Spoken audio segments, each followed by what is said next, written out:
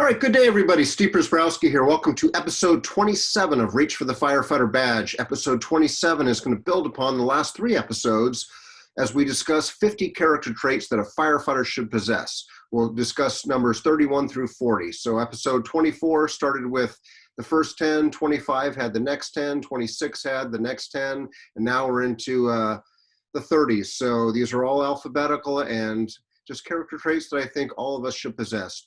Do I possess every one of them? No, I'm not perfect. I like to think I do, but like anybody else, I have my strengths, I have my weaknesses, and I think the key is trying to recognize those weaknesses so we can all capitalize on them and build upon them just to try to improve ourselves. So continuous quality improvement should be all of our focuses, including obviously mine. So my two websites, code3firetraining.com and chabotfire.com, as always, have a lot of great free stuff on them for anyone, regardless of where you're at across the country. Lots of great information.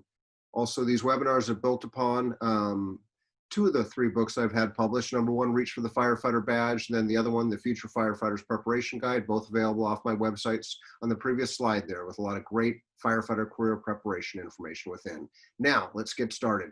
So building upon the initial first 30 character traits that a firefighter should possess. Maturity. And maturity is not by age necessarily. I've seen many that are considered young but are extremely mature, just like I've seen some that are more seasoned that are maybe not as mature maybe as some folks that are younger. Now, there's a time and a place for everything, but when you are a firefighter on and off the job, maturity is critical, I think, to your success. You are representing, you're wearing that you're wearing that shirt or badge, if there's normally a badge, if there's a uniform shirt above, or that patch on the sleeve, on or off duty, you are representing the fire service nationwide, not to mention your department, your community, your brothers and your sisters. So maturity is key. Motivation is key. There's an old saying I learned years ago, and I've been fortunate to have a lot of training and instructional techniques and background. And one of the first things I was taught years ago was that motivation comes from within. It sounds weird, but a wise instructor goes, Steve, you can't motivate somebody. You can inspire somebody, you cannot motivate them. Motivation has to come from within each person. They've either got it or they don't.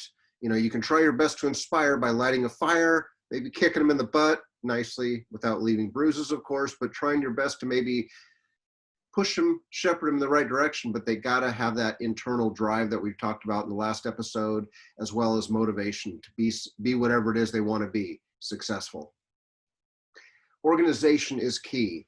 You know, whether you're becoming a firefighter or whether you're on the job as a firefighter, you got to be organized because, yeah, we work a shift typically that may be 24 hours, 48 hours, 72 hours, and there's a lot of time on our hands, a lot of downtime sometimes, depending on the department you work at, but you've got to be organized because the day goes sometimes very quickly, and there's a lot of things that we all have to get done.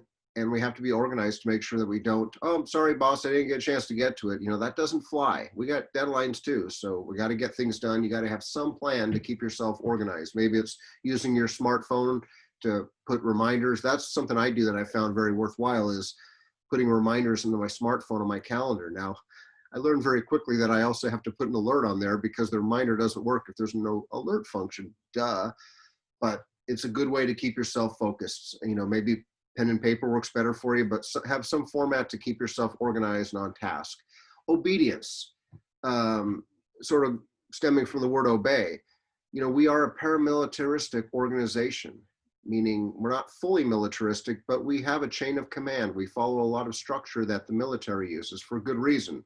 Now, 95% of what we do does probably not require even the paramilitary organization. It's really probably the 5 or 10%, the immediate need, emergency, life-threatening stuff that we deal with on the fire ground, the emergency scene. Yeah, I mean, don't get me wrong, it's not important on the other times, it is, but it's definitely important to have that obedience, that discipline on the emergency scene so you don't freelance, so you don't screw something up, so you follow the directions that you're given.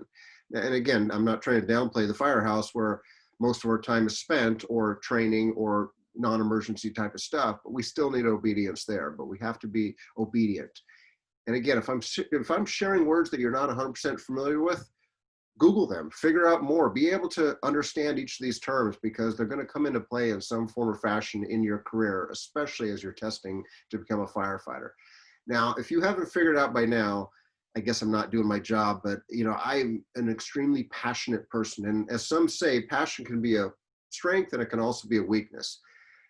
Now, when I say a weakness, to some people, they are so passionate, it's their strength and their weakness because they just let their passion get the best of them and their emotions and everything else.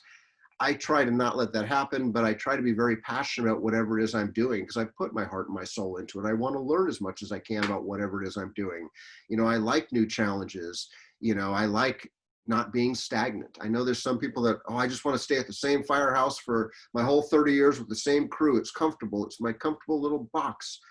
I'm not that way. I mean, I like change. I admit it. I mean, not a lot of change, but I like change and I don't like doing the same thing. I mean, I've been very fortunate in my career to be able to move around about different station assignments, different office assignments. Yeah, sometimes it sucks when you're just getting in the groove of doing something or working with a crew and all of a sudden, hey, by the way, you're getting promoted or you're getting reassigned, but I was just getting comfortable. I was just loving it. You know what? I know most of those suck, but usually after the fact, it's like, you know what? I'm glad that move happened. It was at a great time in my career. I missed the other crew I used to work with, but you know what? I like the new challenges. But again, passion is critical. And again, if you can demonstrate that in an interview, it's going to go a long way in your favor. Persistence. Now, becoming a firefighter, it took me 4.5 years, over 50 tests, and I share that. I mean, there was days I thought I was a loser because I wasn't getting hired sooner, but the key is I didn't give up. I was persistent about it. I could have easily given up, like many do. And then I could be bitter and complain that I didn't get hired as a firefighter, it was BS, blah, blah. You got to be persistent at anything. Getting hired, getting promoted, just being the best you can be. I mean, there's a lot of times where people get frustrated, maybe like trying to learn a new skill.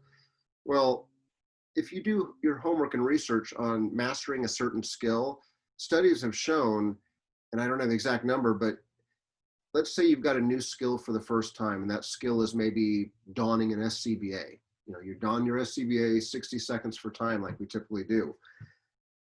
Don't expect to master that skill in 5 times or 10 times. I mean, it usually takes hundreds, if not thousands of times of doing that same skill over and over again correctly before you master it. So persistence is key. We can't rest on our laurels. We got to consistently strive for excellence. Punctual is critical. As I've shared this before, my Firefighter 1 Academy instructor, Mike Lippinshock at the college at Chabot, his saying always was, if you're early, you're on time. If you're on time, you're late. And if you're late, don't bother showing up. And it was like, wow. He's obviously ex-military, ex-Marine, hoorah. But he had a damn good point, and he was trying his best to train and mentor and prepare us to be the best we can be. So if something says be there, 6 o'clock is your start time, don't be the bell tapper that shows up right at the, when the bell's going off at 6 o'clock. Try to be there early. And I know there's people, well, I don't get paid for being early, or you got to pay me for being early. No, it doesn't. That's going to screw up the whole game. I mean, good teamwork is being there early at your firehouse, making sure you get a chance to get a good pass on from the other crew of, hey, how's your shift yesterday? What worked well? What didn't work? What type of calls did you guys go on? All the tools and equipment work okay? Any problems with the rig? Anything that we need to do today? Having a good pass on, not to mention just a good time for brotherhood and sisterhood, team bonding, crew bonding at the kitchen table. But punctual is critical, and that doesn't mean just showing up right there when you're supposed to be there. A little bit of early helps you plan for ahead, because chances are there's going to be some type of screw up at some point. Maybe it's your fault, maybe it's not your fault, but nice being early, because it sure relieves a lot of stress. Responsibility is key. Think about it. You work as a firefighter in most communities, like in our community, we work in a very wealthy community. Average tract homes around here are like $1 million for a 3-bedroom tract home. That would probably be $100,000 elsewhere in the country. And that doesn't mean we're better than anybody else, just a high cost of living. Well, as I try to tell people, it's like, listen, if you think about it, when we assign you to a firehouse here, first of all, you get to either drive or be a part of an engine company that's probably a $700,000 engine company. And then if you get to ride the tiller truck, the big long area ladder truck companies, which are going for about 1.4, 1.5 million, now we're entrusting you either driving, tillering, or maybe just being a part of a very expensive piece of equipment, not to mention all the equipment that's not cheap. And then you're in a firehouse for 24 hours at a time. Well, in a lot of areas, that firehouse is worth $1 million or more based on the real estate value below it. So I'm not trying to overplay or downplay things, but we do entrust and empower our firefighters of all ranks to do a lot. I mean, we're not trying to micromanage, but again, you're responsible as a firefighter or engineer, captain, whatever rank you are, for a lot. So take that seriously and don't forget the responsibility that you have. Retention. And when I mean retention, the word retention can be used in various forms or fashions.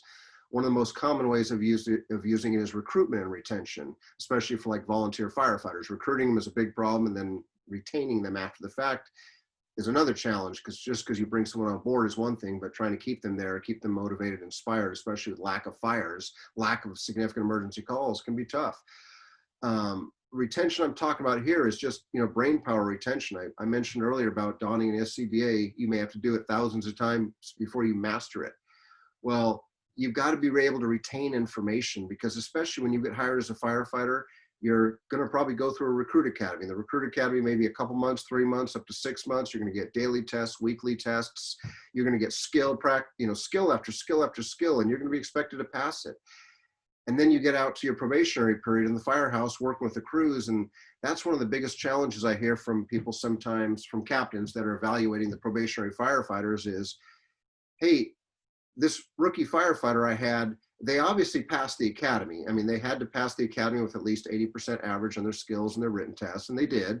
But then for whatever reason, they get out of the academy, and during their year probationary period, they tend to forget things sometimes. And it's like and what I hear is sometimes they're not retaining information. Well, retention is a two-way street. It's up to the individual to retain things. And how do you do that? By continuously studying, by continuously practicing donning that SCBA, by asking your coworkers and your crew to work with you on certain skills. And it's also up to the crew and the officers. That crew and that officer should be testing that rookie firefighter on a regular basis. Don't just assume that the recruit academy trained them to where they need to be. The recruit academy trains that individual to be a safe beginner and now be assigned to a fire crew for further training and evaluation over the next typically, year or so. So retention sometimes is critical. And then it's even more challenging when you get off probation. And then once you're off probation in most departments, there is no annual testing or requirement to stay up on your skills. So it's very easy to get sucked into the recliners, the lazy boys, and sort of just, you know what, nah, I don't need to train. It's a day that ends in Y. Nah, it's too wet out, too hot out. We don't need to throw any ladders. I can do that in my sleep. Well, really, can you? Remember, thousands of times to master a skill, laziness and complacency can easily set in. Please do your best to not let that happen. I know, unfortunately, I'm guilty of that too sometimes. And then lastly, sacrifices. You're going to have to make sacrifices, number one, just to get on the job, if you haven't figured that out by now.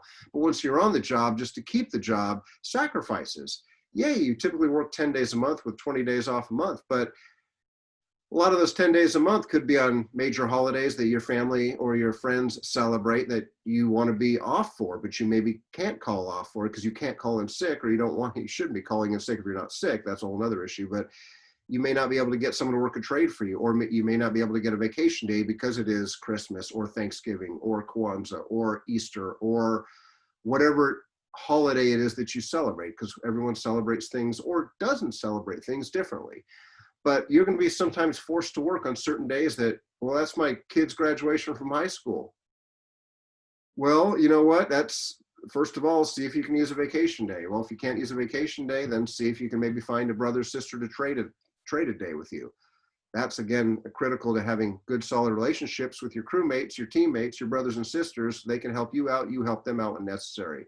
And there's going to be times, like I mentioned earlier, that some of our crews, especially if you work in California on the West Coast, you could be deployed on a mutual aid fire out of state for 14 to 21 days. That's a lot of sacrifices. Yeah, it's a lot of good money on overtime, but it's also a lot of sacrifices being away from your family, your friends, your normal environment. So we do have to make a lot of sacrifices. And I think you need to be prepared, going eyes wide open into what you want to get into of being a firefighter. So as I share this and I tie these together, number one, a lot of these will come out during oral interviews, because a lot of times an oral interview panel will ask you, what are your greatest strengths? What are your greatest weaknesses? Or what do you think the strengths of a firefighter should be? Or weaknesses a firefighter should not have, blah, blah. all of these we should possess in some form or fashion, obviously at various levels of strengths or weaknesses.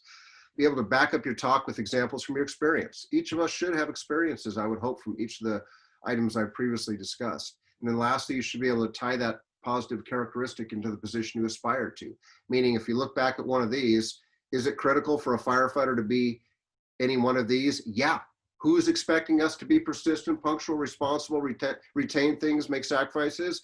Everybody, the public, our crew members, our department, our family. So that is why I share these things here too, is don't just tell us that you're punctual, be able to back it up and tie it into the position. I think that helps raise your score and connects you better with the oral board. So as always, thank you again for the gift of your time. My contact information, my social media footprint, feel free to reach out if I can ever be of assistance. And in the next episode, we'll discuss the final 10 characteristics that a firefighter should possess. So until then, take care, be safe, and be well, everybody.